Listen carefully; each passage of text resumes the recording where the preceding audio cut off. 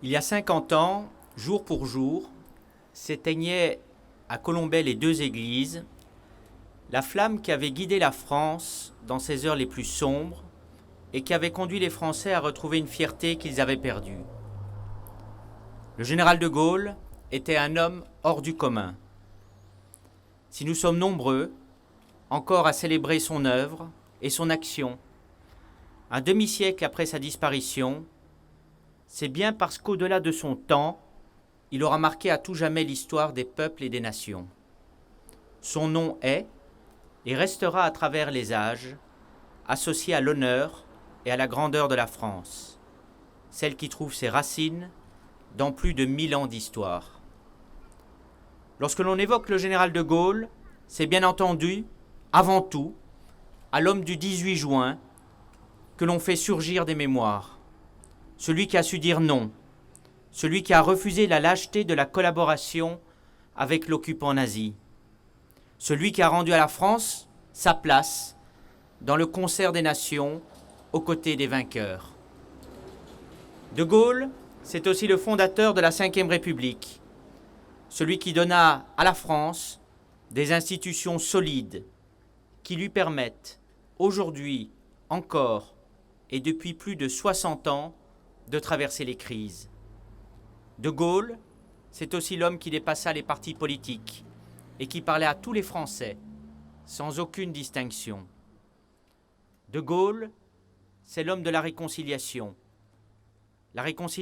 franco-allemande et la construction européenne. De Gaulle, c'est aussi la force de dissuasion nucléaire française et le programme spatial français avec le CNES et la base de Kourou en Guyane. C'est aussi, on le sait peut-être moins, le père du Concorde. De Gaulle, c'est l'homme des 30 Glorieuses, celui de la prospérité économique, avec le nouveau franc, une politique de grands travaux qui a façonné la France pour des décennies. De Gaulle, c'est aussi un homme qui avait un sens de l'État, celui d'un État respectable, celui d'un État respecté. De Gaulle, c'est l'indépendance et la souveraineté de la France. De Gaulle était un homme respecté par tous les chefs d'État, aux États-Unis, en Grande-Bretagne, mais aussi en Chine, en URSS, auprès des États arabes et africains. De Gaulle connaissait les intérêts de la France. De Gaulle fut donc pas simplement l'homme de la libération, il fut beaucoup plus. Et comment ne pas rappeler qu'il fut aussi l'homme des libertés, à commencer par celle des femmes, auxquelles il accorda le droit de vote en avril 1944, le droit de travailler sans l'autorisation de son mari, l'indépendance financière en 1965, sans oublier évidemment le droit à la contraception en 1967. Tout cela pourrait constituer une réponse, sans débat, à la question qu'il posa à André Malraux en travaillant à la rédaction de ses mémoires, avec cette voix, tant de fois imitée, et que chacun entend encore, et plus tard, qu'adviendra-t-il de tout cela ? Je serais tenté d'ajouter aussi que ce qu'il reste, c'est l'essentiel, c'est-à-dire les valeurs qu'il a portées, et que, dans son sillage, symbolise notre unité en tant que peuple, en tant que nation. Alors mes chers amis, se souvenir aujourd'hui du général de Gaulle, ce n'est pas seulement rendre hommage au personnage historique, au chef de la France libre, au président fondateur de la Ve République. Se souvenir aujourd'hui du général de Gaulle, c'est s'interroger sur son héritage spirituel et politique. Se souvenir aujourd'hui du général de Gaulle, c'est retrouver une source qui doit nous inspirer pour l'avenir. En ces temps troublés, où tant de Français s'interrogent, face à la barbarie du terrorisme, comme face à l'épidémie qui nous plonge dans l'inconnu, son message, son attitude, ses valeurs mériteraient d'être méditées.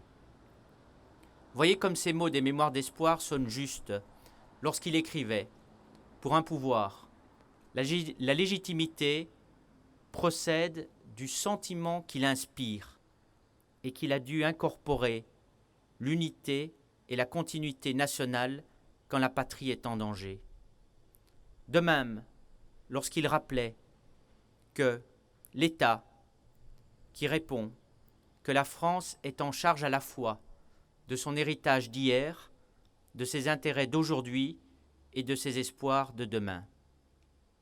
Alors oui, mes chers amis, l'espoir ne meurt jamais, l'espoir ne meurt jamais, et c'est bien là le message essentiel que le général de Gaulle nous a légué. Alors le souvenir glorieux de l'action du général de Gaulle doit nous rendre optimistes et nous donner toujours la détermination de nous rassembler pour maintenir la France dans ce qu'elle a de plus beau, de plus fraternel et de plus solidaire. À nous de faire vivre sa mémoire, de défendre son identité et ses racines profondes. À nous aussi d'être courageux et d'affronter les difficultés en prenant notre sort en main. À nous d'emprunter le chemin de grandeur qu'il a lui-même tracé. À nous, enfin, de nous rendre dignes de son héritage pour continuer à écrire ensemble notre grand roman national, pour que ceux qui nous suivront se souviennent que la France vient du fond des âges, elle vit, les siècles l'appellent, pour autant qu'elle sache rester elle-même. Vive la République, vive la France.